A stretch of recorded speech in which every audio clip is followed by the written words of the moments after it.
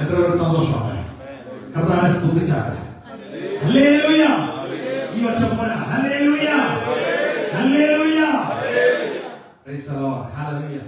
ഇന്ന് ഇവിടെ നിന്നപ്പോൾ ഭയങ്കര ഒരു ആത്മീയ ചൈതന്യം എന്റെ ജീവിതത്തിൽ വെളിപ്പെടുവാനിടയായി. ഹല്ലേലൂയ, ആമേൻ. അത് അനുഭവിപ്പാൻ എത്ര പേർക്ക് ഇടയായി എന്ന് എനിക്കറിയത്തില്ല, പക്ഷെ ഞാൻ അനുഭവിച്ചു. ഹല്ലേലൂയ. എത്ര പേര് അനുഭവിച്ചു എന്ന് എനിക്കറിയത്തില്ല, പക്ഷെ എന്നെ സംബന്ധിച്ചോളം എനിക്കത് അനുഭവിപ്പാൻ ഇടയായി. അതൊരു പഠനം പറയും, തോട്ടത്തിൽ പരിശുദ്ധനുണ്ട്, ഉറപ്പുണ്ടോ? ദൈവം ഇവിടെ കർത്താവിന്റെ സാന്നിധ്യം കൂടെ ഉണ്ട് എന്നുള്ളത് എത്ര പേർക്ക് ഉറപ്പുണ്ട്? ഹല്ലേലൂയ, ആമേൻ. ഹല്ലേലൂയ. വെറുതെ വന്നു പോകുന്നവരായി നാം തീരരുത്. ഹല്ലേലൂയ. വെറുതെ വന്നു പോകുക പല സ്ഥലങ്ങളുണ്ടെന്നേ, പക്ഷേ ആരാധന സ്ഥലം വെറുതെ വന്നു പോകുന്ന സ്ഥലമല്ല. ഹല്ലേലൂയ. നീ പ്രാപിക്കേണ്ടത് പ്രാപിച്ചു പോകാനുള്ള സ്ഥലമാണ് ആരാധന സ്ഥലം. ഹല്ലേലൂയ, ആമേൻ. വെറുതെ വന്നു പോകാനാണെങ്കിൽ ഇവിടേക്ക് വരേണ്ടതേ. ഹല്ലേലൂയ, ആമേൻ. ദൈവത്തിൽ നിന്ന് പ്രാപിച്ചതും ആമേൻ വീണ്ടും നിറയ്ക്കുവാനുമായിട്ട് ഇവിടെ നിന്ന് കടന്നു പോകേണ്ടത്, ഇവിടെ വന്നിട്ട് കടന്നു പോകേണ്ടത്. ഹല്ലേലൂയ. പ്രാപിക്കാതെ വെറുതെ കടന്നു പോകാനാണെങ്കിൽ നിന്റെ വരവ് വെറുതെ. ഹല്ലേലൂയ. ഇന്ന് രാത്രി ദൈവത്തിന് നിങ്ങളോട് ചിലത് സംസാരിക്കാറുണ്ട്. എന്നെ വ്യക്തമായി അരുളി ചെയ്ത എന്നോട് എന്നോട് സംസാരിച്ച ദൈവിക വചനമാണ്. ഹല്ലേലൂയ, ആമേൻ. ദൈവത്തോട് കൂടെ ഇരിക്കുന്നവർക്ക് ദൈവത്തെ അറിയാനായിട്ട് കഴിയത്തുള്ളൂ. ഹല്ലേലൂയ. എല്ലാവർക്കും ദൈവത്തെ അറിയാമെന്ന് നാം പറയുന്നുണ്ട്. എങ്ങനെയാണ് ദൈവത്തെ അറിയുന്നത്? ദൈവിക വചനത്തിൽ നിന്നും അറിഞ്ഞത് പ്രകാരം ദൈവത്തെ അറിയുക, അല്ലെ? ഹല്ലേലൂയ. ഇന്ന് രാത്രി ഞാനും നിങ്ങൾ അങ്ങനെയാണ് ദൈവത്തെ അറിഞ്ഞെങ്കിൽ അതിനൊരു മാറ്റം വരുത്തണം. ഹല്ലേലൂയ. കാരണം ഞാൻ ആമേൻ ഒരു ന്യൂസ് വായിച്ചിട്ട് ഒരു വ്യക്തിയെ കുറിച്ച് ഞാൻ അറിയുവാനായിട്ട് ഇടയായി. അങ്ങനെ എനിക്ക് അവനെ കുറിച്ച് പുറമേയുള്ള ഒരു അവലോകനം എനിക്ക് ലഭിക്കുവാനിടയായി. എന്ന് പറഞ്ഞാൽ യേശു ക്രിസ്തുവിനെ കുറിച്ചുള്ള ആദേശികമായ ഒരു അറിവ് ലഭിച്ചത് വേദവചനം വായിച്ചതിൽ കൂടെയാണ്. എന്നാൽ അങ്ങനെ വായിച്ച അറിവ് കിട്ടിയവർ ഈ ലോകത്ത് അനേകരുണ്ടെന്നേ. ഹല്ലേലൂയ. എന്ന് പറഞ്ഞാൽ ആമേൻ ബുദ്ധിജീവികൾ പോലും ഇത് വായിച്ച് കർത്താവിനെ കുറിച്ച് അറിഞ്ഞിട്ടുണ്ട്. നിരീശ്വരവാദികൾ ഇത് വായിച്ച് കർത്താവിനെ കുറിച്ച് അറിഞ്ഞിട്ടുണ്ട്. ഹല്ലേലൂയ, ആമേൻ. ദൈവമില്ല എന്ന് വാദിക്കുന്നവർ ഇത് വായിച്ചിട്ട് ദൈവത്തെ കുറിച്ച് അറിഞ്ഞിട്ടുണ്ട്. പക്ഷേ എന്റെയും നിങ്ങളുടെയും അവസ്ഥ അങ്ങനെ ആയിരിക്കരുത്. ഹല്ലേലൂയ. പിന്നെ എങ്ങനെ ആയിരിക്കണം? ഹല്ലേലൂയ. എങ്ങനെ ആയിരിക്കണം? ഞാൻ കർത്താവിനെ അറിയണമെങ്കിൽ ഞാൻ കർത്താവിൽ വസിപ്പാനായിട്ടാണ്. കർത്താവിൽ ഞാൻ ആയിരുന്നെങ്കിൽ മാത്രമേ എനിക്ക് കർത്താവിനെ അറിയുവാനായിട്ട് കഴിയത്തുള്ളൂ, അല്ലേ? ഹല്ലേലൂയ. എനിക്ക് ജിബിൻ ബ്രദറിനെ അറിയാമെന്ന് പറഞ്ഞാൽ ഒരു 25% മാത്രമേ എനിക്ക് അറിയത്തുള്ളൂ ജിബിൻ ബ്രദർ ആരാണെന്നുള്ളത്, അല്ലേ? ഹല്ലേലൂയ. ബട്ട് നിസിയോട് ചോദിക്കുക, എങ്ങനെ ജിബിൻ ബ്രദറിന്റെ അറിവ്, ജിബിൻ ബ്രദറുമായിട്ടുള്ള അറിവ് എന്ന് ചോദിച്ചാൽ നിസി പറയും എനിക്കൊരു 80% അറിയാമെന്ന് പറയും, അല്ലേ? ഹല്ലേലൂയ. എന്നാൽ ഞാനും ദൈവവുമായിട്ടുള്ള ബന്ധത്തിന്റെ കണക്ക് ഓരോരുത്തരും ഇൻഡിവിജ്വൽ ആയിട്ട് നിങ്ങളൊന്ന് ഗണിക്കുവാൻ ഇടയാകണം. എത്ര ശതമാനം എനിക്ക് എന്റെ ദൈവത്തെ അറിയാം? പേഴ്സണലി നമ്മുടെ ഹല്ലേലൂയ ദൈനംദിന ജീവിതത്തിൽ how your connection with God, ദൈവവുമായിട്ടുള്ള ബന്ധത്തിൽ എന്റെ ആ ബന്ധത്തിന്റെ ശതമാനം എത്രമാത്രം അടുത്തിരിക്കുന്നു? ഹല്ലേലൂയ. ശിഷ്യന്മാരോട് ചോദിക്കുമ്പോൾ ശിഷ്യന്മാർ പറയും ഞങ്ങൾ 12 പേര് ഞങ്ങൾ ഇന്നർ സർക്കിളിലുള്ളവരാണ്. അപ്പോ ദൈവത്തിന് ഒരു സർക്കിൾ ഒരുക്കിയിട്ടുണ്ട്, അല്ലെ? ഇന്നർ സർക്കിൾ, ഒരു ഔട്ടർ സർക്കിൾ, അത് കഴിഞ്ഞിട്ട് പിന്നെയും ദൂരത്തായിരിക്കുന്നവരുണ്ട്. പക്ഷെ ഒരു രക്തസ്രാവക്കാരിയായ സ്ത്രീ അവൾ ഈ ബൗണ്ടറി എല്ലാം കടന്നു വന്നിട്ട് ഈ ഇന്നർ സർക്കിളിൽ വന്നിട്ട് കർത്താവിനെ അരികിൽ വരെ എത്തിയിട്ട് അവന്റെ ഉടുപ്പിന്റെ തൊങ്ങലിൽ തൊടുവാനിടയായപ്പോൾ അവൾ ആ പ്രസൻസ് അറിയുവാനിടയായി.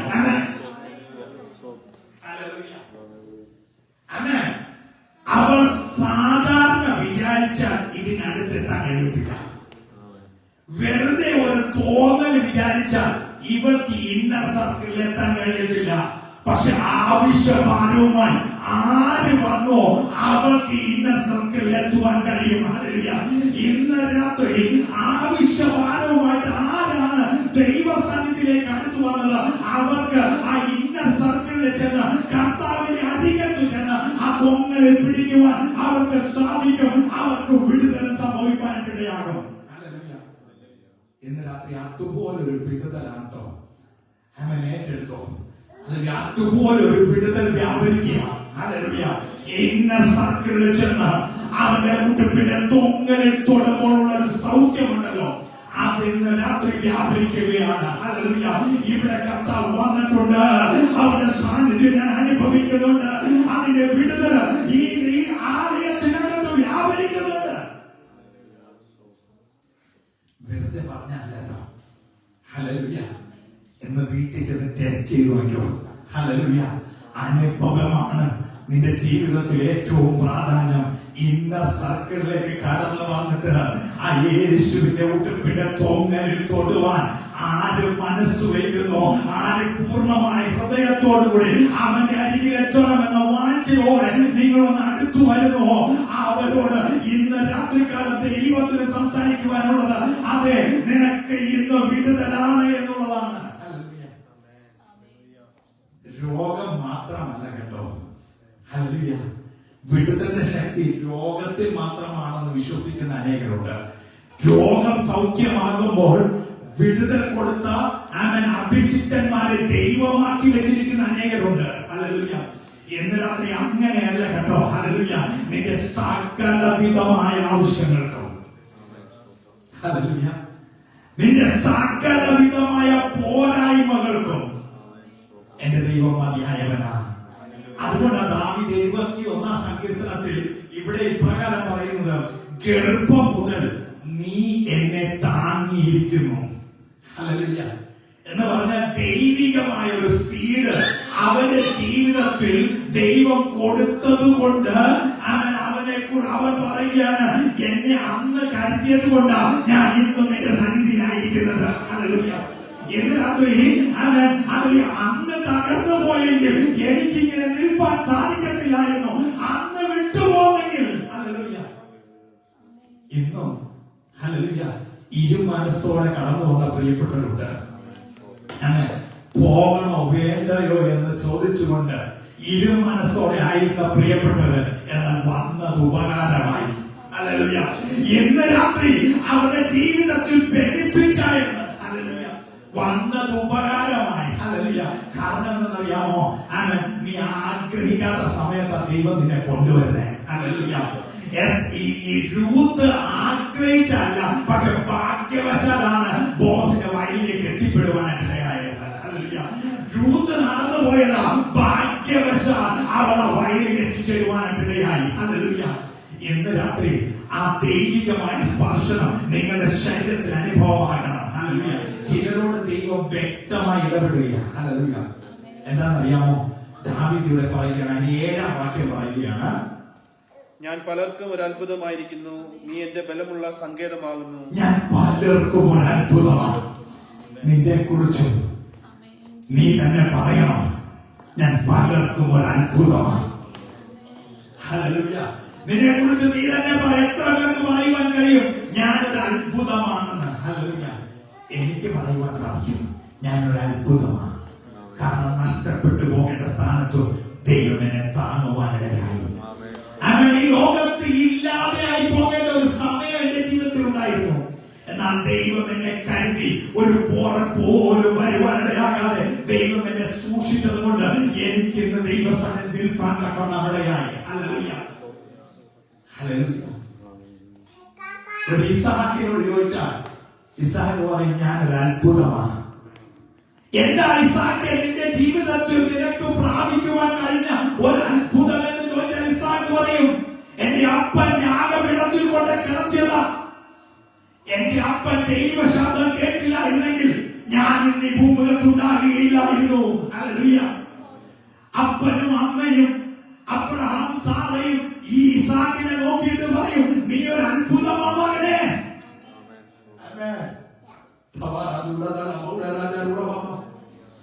ഒരു മോശയുടെ അമ്മയപ്പന്മാർ അവരെ കണ്ടിട്ട് പറയും, നീ ഒരു അത്ഭുതമാ മോശെ.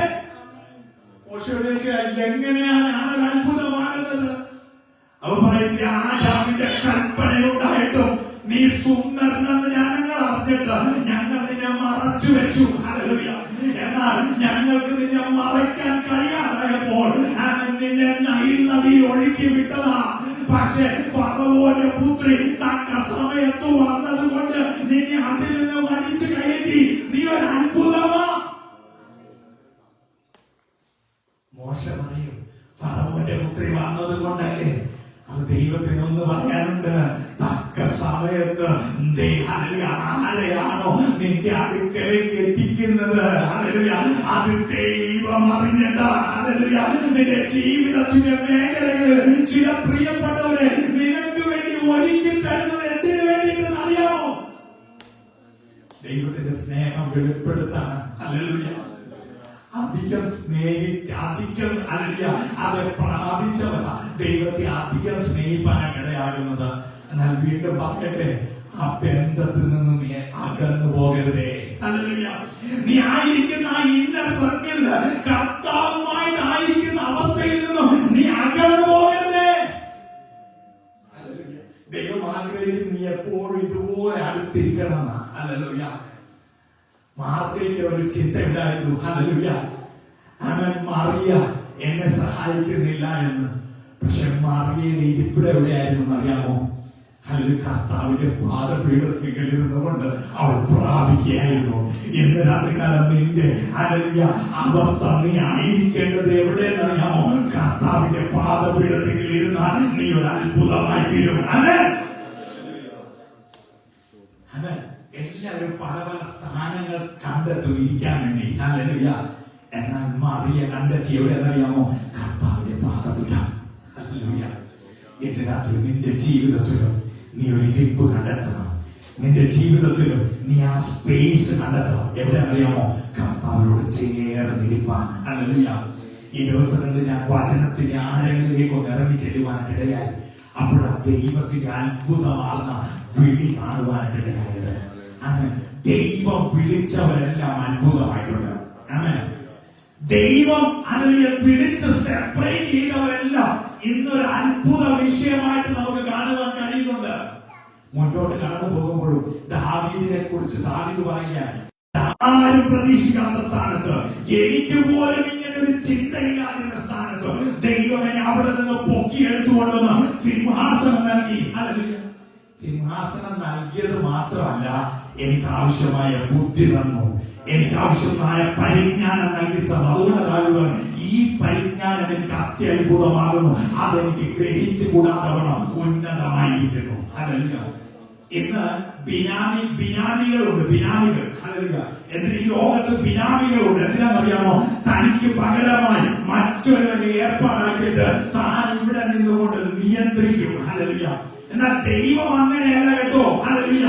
ദൈവം ഒരാളെ ആ സ്ഥാനത്താക്കിയിട്ടുണ്ടെങ്കിൽ ആ സ്ഥാനത്തിന് യോഗ്യമായ ബുദ്ധിയും പരിജ്ഞാനവും കൊടുക്കും. എത്ര പേർക്ക് സന്തോഷമുണ്ട്?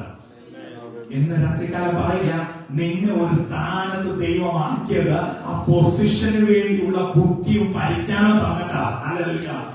കാരണം വെറുതെ അല്ല ദൈവം നിന്നെ അവിടെ ആക്കിയതെന്നേ. ഹല്ലേലൂയ.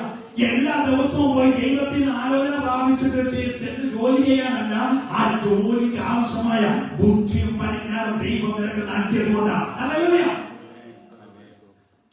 ദാവീദ് പറയുകയാണ്, ഞാൻ പലർക്കും ഒരു അത്ഭുതമാണ്. ഇനി മുന്നോട്ട് പിന്നെയും കടന്നുപോയ പുതിയ നിയമത്തിലേക്ക് വരുമ്പോൾ അവൻ സുവിശേഷം എഴുതിയ മത്തായിയെ നാം നോക്കുമ്പോൾ, ശിഷ്യനായി തിരഞ്ഞെടുത്ത മത്തായി ആദ്യമേ തന്നെ എഴുതുന്ന ഒരു വാചകമുണ്ട്. മത്തായി സുവിശേഷം 1-ാം അധ്യായം 1-ാം വാക്യം എന്താണെന്നറിയാമോ? അബ്രഹാമിന്റെ പുത്രനായ ദാവീദിന്റെ പുത്രനായ യേശു ക്രിസ്തുവിന്റെ വംശാവലി. അവൻ അറിഞ്ഞ ഒരു കാര്യമുണ്ട്. എന്തെന്നറിയാമോ? യേശുവിനെ കുറിച്ചുള്ളത് അവൻ എഴുതണമെന്ന് തോന്നിയപ്പോൾ യേശുവിന്റെ കാര്യം ആദ്യമേ വെളിപ്പെടുത്തുവാനിടയായി. ഹല്ലേലൂയ. ഹല്ലേലൂയ. ഇന്ന് രാത്രി ആ മത്തായിയെ കുറിച്ച് ചോദിക്കും, മത്തായി നീ എങ്ങനെയാ ഒരു അത്ഭുതമായി എന്ന് ചോദിച്ചാൽ മത്തായി പറയും, ചുങ്കം പിരിക്കുന്നവനായിരുന്നു ഞാൻ, മറ്റുള്ളവരെ പരിഹാസവും നിന്നയും ഏറ്റവനായിരുന്നു ഞാൻ, പക്ഷെ ദൈവം എന്നെ സെപ്പറേറ്റ് ചെയ്തപ്പോൾ ഹല്ലേലൂയ ഞാൻ ഒരു അത്ഭുതമായി തീരുവാനായിട്ടിടയായി. പത്രോസിനെ ഒരിക്കൽ പത്രോസ് നീ എങ്ങനെയാ ഒരു അത്ഭുതം? പത്രോസ് പറയും എന്നെ വിളിച്ചപ്പോൾ സകലതും വിട്ട് ഞാൻ അനുഗമിച്ചു. എന്റെ ജീവിതത്തിൽ താളപ്പിഴകൾ വന്നു. ഹല്ലേലൂയ. കർത്താവായ യേശുവിനെ ഞാൻ 3 വട്ടം തള്ളി പറഞ്ഞവനാ. എന്നിട്ട് ദൈവത്തിന്റെ ആ സ്നേഹം എന്നിൽ നിന്ന് മാറാതെ എന്നെ ചേർത്ത് പിടിക്കുവാനിടയായി. ഹല്ലേലൂയ. ഹല്ലേലൂയ. ശിഷ്യന്മാർ പലരും പറഞ്ഞു, അല്ലെങ്കിൽ ഹല്ലേലൂയ, യോഹന്നാൻ ശിഷ്യന്മാരുടെ ഇടയിൽ തന്നെ ഉണ്ടായിരുന്നു യോഹന്നാനെ ആ കർത്താവ് ഏറ്റവും സ്നേഹിച്ചതെന്ന്. ശിഷ്യനായ യോഹന്നാൻ തന്നെ പറയുകയാണ് എന്നെ ആ കർത്താവ് അധികം സ്നേഹിച്ചതെന്ന്. എന്നാൽ അവൻ പതറിപ്പോയിട്ടും അവൻ പിന്മാറിപ്പോയിട്ടും അവന്റെ അടുക്കൽ ചെന്ന് അവനെ വീണ്ടും മടക്കി കൊണ്ടുവന്നൊരു ദൈവിക സ്നേഹമുണ്ട്. ഇന്ന് രാത്രി നിന്നെ ഒന്ന് മടക്കി കൊണ്ടുവരാൻ ദൈവം ആഗ്രഹിക്കുക. ഈ സ്നേഹത്തിലേക്ക് നീ പോയതായ സ്ഥാനത്തിൽ നിന്നും നിന്നെ ഒന്ന് മടക്കി കൊണ്ടുവരുവാൻ എന്റെ ദൈവം ആഗ്രഹിക്കുകയാണ്. ആ ദൈവിക സ്നേഹത്തിലേക്ക് ഒന്ന് അടുത്തു വരാമോ? എത്ര പേർക്ക് ഇന്ന് രാത്രികാലം ദൈവസന്നിധിയിലേക്ക് ഒന്ന് അടുത്തു വരുവാനായിട്ട് ഇടയാമോ? അവിടെ പറയുകയാണ് എന്റെ അമ്മയുടെ ഉദരത്തിൽ എന്നെ എടുത്തവൻ നീ തന്നെ, എന്റെ സ്തുതി എപ്പോഴും നിന്നെ കുറിച്ചാക്കണം. Whenever you praise for someone, hallelujah, നീ മറ്റുള്ളവരെ പ്രശംസിക്കുമ്പോൾ, നീ തന്നെ നീ ഒരു സംഭവമാണെന്ന് പറയുമ്പോൾ ദൈവത്തെ ഉയർത്താതിരിക്കാൻ മറക്കരുത്. ഹല്ലേലൂയ. നിന്നെ തന്നെ പുകഴ്ത്തുന്നതിൽ when you praise yourself, hallelujah, amen, leave that. നിന്നെ തന്നെ പുകഴ്ത്തുവാൻ ഉയർത്തുവാനല്ല നോക്കേണ്ടത്. ഞാൻ നീ ഒരു സംഭവമാണെന്ന് പറയുന്നതിനേക്കാൾ ദൈവമാണ് എന്റെ ജീവിതത്തിൽ ഒരു സംഭവം. ഹല്ലേലൂയ. കാരണം ദൈവം എന്നെ അത്രമാത്രം സ്നേഹിച്ചു. ഇന്ന് രാത്രി പാദപീഠത്തിലിരുന്ന് ആ സ്നേഹം പറ്റിയ മറിയ കർത്താവിനോടൊരു റിക്വസ്റ്റ് നടത്തി. ഹല്ലേലൂയ. പാദപീഠത്തിൽ ഇരുന്നു കൊണ്ട് ദൈവത്തിൽ നിന്ന് പ്രാപിക്കുവാനിടയായ മറിയ കർത്താവിന്റെ സന്നിധിയിലേക്ക് ഒരു റിക്വസ്റ്റ് നടത്തി. എന്താണെന്നറിയാമോ? ഹല്ലേലൂയ. കർത്താവിന്റെ സന്നിധിയിലേക്ക് ഒരു അപേക്ഷ പറഞ്ഞു കൊടുത്തു. എന്താണെന്നറിയാമോ? എന്റെ സഹോദരൻ ദീനമായി കിടക്കുന്നു, നീ അവനെ വന്നൊന്ന് സൗഖ്യമാക്കണം. രാത്രി പാദപീഠത്തിൽ ഇരുന്ന് പ്രാപിച്ചവര് പറയുന്ന ഏത് കാര്യവും മരണത്തിന്റെ വാക്കോണെത്തിയാലും അവിടെ നിന്നുകൊണ്ട് നിനക്ക് വേണ്ടി മടക്കി തരുന്നൊരു ദൈവമുണ്ട്.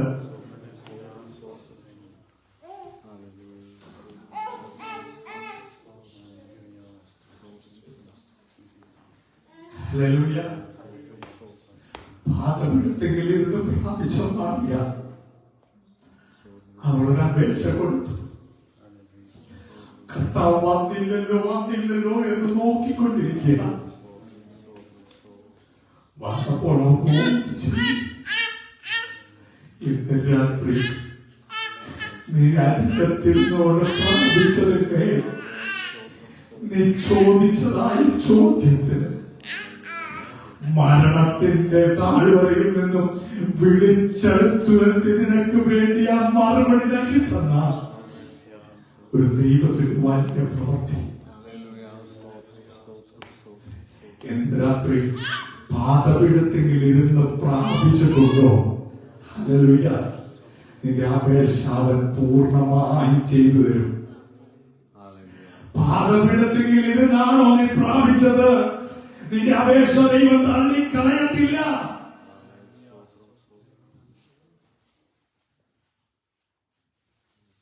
ഒരു ഹിസ്കിയാവ് അവന്റെ മരണം എഴുതിയതാ. ഗൃഹകാര്യം ക്രമത്തിലാക്കാൻ പറഞ്ഞതാ. പക്ഷെ ഹിസ്കിയാവ് ദൈവപാദപ്പെടുത്തെങ്കിലുമിരുന്നു. കർത്താവേ, എന്റെ ഇപ്പോഴത്തെ അവസ്ഥയല്ല, ഞാനിപ്പോ മാറിപ്പോയി. നിന്റെ ജീവിതത്തിൽ ഞാൻ തെറ്റുകൾ ചെയ്തു, പക്ഷെ ഞാൻ ചെയ്തതൊന്ന് ഓർക്കണം. എന്തിനകത്ത് ചിലർക്ക് അങ്ങനെ പ്രാർത്ഥിക്കാനുള്ള യോഗം ദൈവം തരിക. ഹല്ലേലൂയ. അത് അങ്ങനെ പ്രാർത്ഥിക്കുവാൻ, കർത്താവ് ഇപ്പോൾ ഞാൻ പിന്മാറ്റത്തില്ല, പക്ഷെ ഞാൻ ദൈവസന്നിധിയിലായിരുന്നപ്പോൾ ഞാൻ ചെയ്തതൊന്ന് ഓർക്കണമേ. ഹിസ്കിയാവിനകത്തും ആ പ്രാർത്ഥനയും ദൈവം കേട്ടതുള്ളതാണ്. ഹല്ലേലൂയ. ഹിസ്കിയാവിന്റെ ആ പ്രാർത്ഥനയും ദൈവം കേട്ടിട്ട് പറയുക, പ്രവാചകൻ പടിപ്പുരവാതിൽ പോകുന്നതിന് മുൻപ് തന്നെ അവനെ മടക്കി വിളിച്ചിട്ട് പറയുക, അവന്റെ പ്രാർത്ഥന ഞാൻ കേട്ടിരിക്കുന്നു എന്ന് പറയുക. ഹല്ലേലൂയ. ഇന്ന് രാത്രി പ്രാർത്ഥന കേൾക്കുന്ന ഒരു ദൈവമാണ് ഇവിടെ ഉള്ളത്. ആ സാന്നിധ്യം ഞാൻ അനുഭവിക്കുന്നുണ്ട്. കൃപയുടെ ഉറവിടമേ, കൃപയുടെ ഉടയവനേ, കൃപയുടെ ഉറവിടമേ, കൃപയുടെ ഉടയവനേ, കൃപ വേണമപ്പ, കൃപ വേണമപ്പ, കൃപ വേണമപ്പ ഈ മക്കൾക്ക്, കൃപ വേണമപ്പ, കൃപ വേണമപ്പ, കൃപ വേണമപ്പ ഈ മക്കൾക്ക്, കൃപ വേണമപ്പ, കൃപ വേണമപ്പ, കൃപ വേണമപ്പ ഈ മക്കൾക്ക്. പാദപീഠത്തിൽ നിന്ന് പ്രാർത്ഥിപ്പാൻ, പാദപീഠത്തിൽ നിന്ന് അപേക്ഷിപ്പാൻ, ആ കർത്താവിന്റെ സന്നിധിയിലേക്ക് അടുത്തു ചെല്ലാം. ഇന്ന് രാത്രി കർത്താവെ, ഞങ്ങൾ അവിടുത്തെ പാദപീഠത്തിലായിരിക്കുന്നു. ഞങ്ങളുടെ ഉള്ളങ്ങളോട് ഇടപെട്ട ദൈവത്തിന്റെ സ്നേഹം, ഞങ്ങളുടെ ശരീരത്തിൽ അവിടുത്തെ രുചിച്ചറിയുവാനിടയാക്കിയ ദൈവിക സ്പർശനം, ദൈവമേ, ഇരുമനസ്സോടെ ഞങ്ങൾ കടന്നു വന്നു. എന്നാൽ ഇന്ന് രാത്രി കടന്നു വന്നത് ഉപകാരമായി പ്രാപിക്കുവാൻ കഴിഞ്ഞു എന്ന് പറയത്തക്ക രീതിയിൽ അവരെ പറഞ്ഞയക്കുന്നതിനായി സ്തോത്രം. ദൈവം പ്രിയപ്പെട്ടവരോട് ഇടപെട്ടതിനായി സ്തോത്രം. പരിശുദ്ധാത്മാവിനാൽ നിന്റെ കുഞ്ഞുങ്ങളെ മുദ്രയിടുകയാണ്. ദൈവമഹത്വം വെളിപ്പെടുത്തണം, കൃപ വെളിപ്പെടുത്തണം. കർത്താവേ, ശക്തിയോടെ നിർത്തണമെന്ന് പ്രാർത്ഥിക്കുന്നു. മാനവും മഹത്വം നൽകണം. യേശു ക്രിസ്തുവിന്റെ ധന്യമുള്ള നാമത്തിൽ തന്നെ. ആമേൻ, ആമേൻ, ആമേൻ.